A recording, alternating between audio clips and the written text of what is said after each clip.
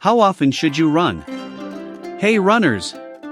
Whether you're just starting out or you're an experienced marathoner, one question everyone asks is, how often should you run? Is it better to run every day, or should you mix it up? What about rest days, and how do you avoid injuries? Today, we're breaking down everything you need to know to find the perfect running schedule for you. So, if you're ready to hit the ground running, let's dive in.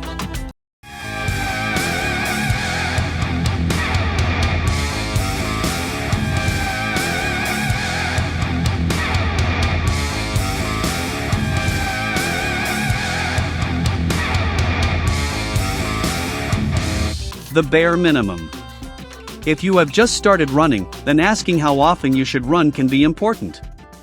When you first start out, it is quite common to not really manage more than a few minutes at a time, and that is fine, it is how running works. However, it is important to know that this minimum is your starting point. You need to expand it once you get confident with your current level. Running every day. Running every day isn't necessary. In fact, it can be dangerous when you are not used to it, and it will often lead to stress as you try to pack runs into each day's schedule. Running every week. Running 1 or 2 days per week can work, but it is often not enough to keep yourself consistent and improve your actual skills. In fact, once per week can even lead to you getting less exercise, if it makes you too tired to do other activities that you used to do regularly. 3 days per week. Running 3 days per week is often the best way to try and improve your running skills. On other days, runners can train fitness and endurance in other ways, like weightlifting. This 3 days per week schedule is the minimum, so many people add at least one more day of running to their week. If you are new to running, it is fine to start there, but you need to run enough to make a difference. Your workouts should show improvement in your leg muscles and overall recovery rate, not just get you sweating. Running more. If you are sure that you want to run 4 days a week or more, then it can help to make sure that they are not all long runs. Having a proper rest day can be vital to keeping yourself safe and preventing injury. Even experienced runners can have a high risk of injury if they push themselves too far. Take your time, slow down, and make sure that you are not running too fast, too often. Your body can only take so much in a short period of time. Running for training purposes. Once you know what you are comfortable running at, it is important to make a training plan. This is the meat of the training that all new runners have to try. Many runners underestimate just how useful training plans can be. Building your schedule. Whether you run every day or only do one run per week to start with, all runners run on some kind of schedule if they want to improve. Consistency in the frequency and difficulty of your running is important because then you can take the running up a level and see what the results are. However many days per week you plan to run, rest days are extremely important. If you are wondering, how many days per week should I run? It helps to understand what you are asking because running can be different levels of intensity. A long run can take a lot out of you, and it helps to break up each long run with a rest day. Rest days give your body time to recover and get your endurance back. 30 minutes will not be enough if you are running hundreds of miles per week in total. How often should I have rest days? Half of the days in your schedule should be rest days. You can still run every day, but you should always have a rest day between major running sessions. A rest day could be smaller workouts, walking instead of running, or even just running at a much slower pace. Runs drain your energy quickly, so deciding the number of days you should run also requires you to know the number of days you will need to rest throughout the week. Proximity. If you are running twice a week, do not stack those run sessions next to each other. The first run will exhaust you, and the second run per week will be even harder. If you are running 30 miles per week, then you do not want to do all 30 run miles in 2 days. Training is about pacing yourself and letting your body actually adapt to the higher strain you are putting it under. Long-distance runners might only run a few times per week, but they are running in a way that demands the rest of their week to recover and heal. Distance. Do not start with an absurdly high distance. Testing your endurance with a run is one thing, but a runner should not push themselves to run for 2 hours per day just to exercise themselves. Sometimes, the distance you set can only make things harder. For example, if you want to run 30 miles per week, that means doing 15 miles for 2 days per week or 10 miles for 3 days per week. That can still be a lot for new runners, and it is not healthy to decide that you are taking on a marathon weekly. Choosing a distance. If you are just starting out, take a run. See where the run gets to before you are starting to get exhausted and can't run any further, then use that as your milestone. After recovery, take a day to rest, then start running that distance again. The more you run a hard milestone, the easier it becomes. Make sure you are consistent, too. If you have been walking for half of your run, then it might not represent how far you can go with only minor breaks from the runs. Using your training plan. So, you have a basic training plan. What now? Well, runners can approach a run in various ways, but there are some things that really need to be kept in mind with both new and elite runners. Consistent running frequency. It can be tempting to add another day to your training plan.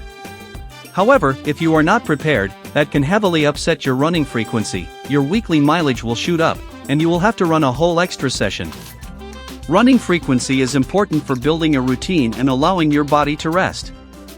Even elite runners can struggle to alter their schedule, so be careful with changing your run frequency unless you are sure that you need to run more, or less, than you are. Endurance. Your body will gain better endurance if you continue being a runner, but you have to remember that your muscles need to break down before they can build back up. In all forms of fitness, workouts, and exercise, you need to be sure that you are staying healthy while trying to improve your overall strength. Because of this, a runner may find that they have to rest their legs a lot more after running. While running can lead to weight loss, like all forms of exercise, it will have a more direct impact on your leg muscles, which can lead to temporary injury if you push yourself too far right away.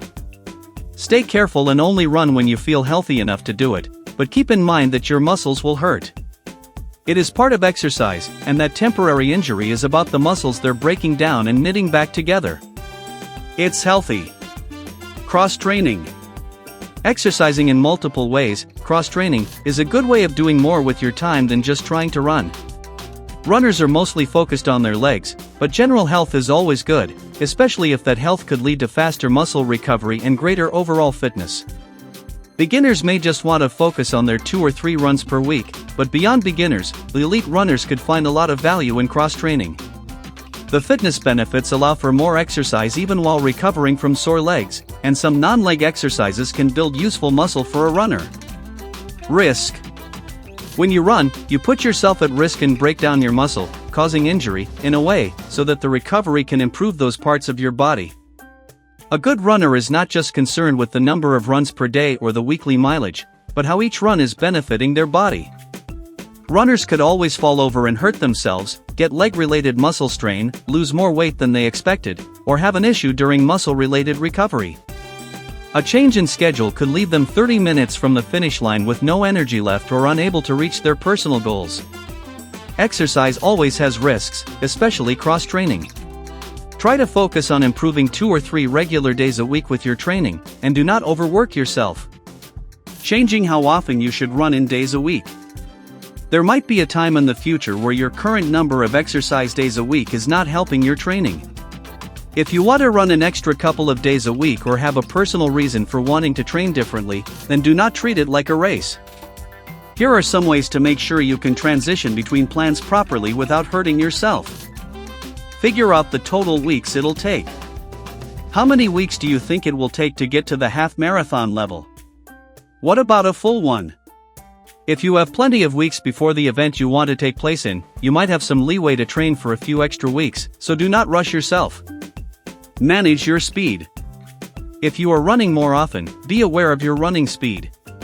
Runs, where you go max speed and sprint towards the finish line, are exhausting, even if you make it. The benefits do not always outweigh the recovery time and exhaustion that high-speed running can lead to. Don't look for an easy answer.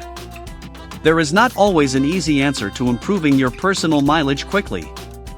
Runners can spend weeks getting up to the mileage that they want to achieve each week, and that does not always mean that they are still ready to race just yet. Remember that runs aren't a race. Runners often have a bad habit of assuming that every run needs to be a race against time and that finishing a half-hour run further back than the last time means that they are getting worse. Failing to beat yourself twice in a row can make it seem like you are losing your edge. Running is not about that, though. As long as you are pushing your endurance and actually gaining something from the experience, you will get there. And there you have it. Finding the right running routine is all about listening to your body and balancing your goals with recovery. Remember, it's not just about how often you run, but also how you recover and cross-train to stay strong and injury-free. If you found this video helpful, be sure to give it a thumbs up, hit that subscribe for the best shoe seller, and tap the notification bell so you never miss out on our latest tips and advice. Thanks for watching, and as always, keep running strong. See you in the next video.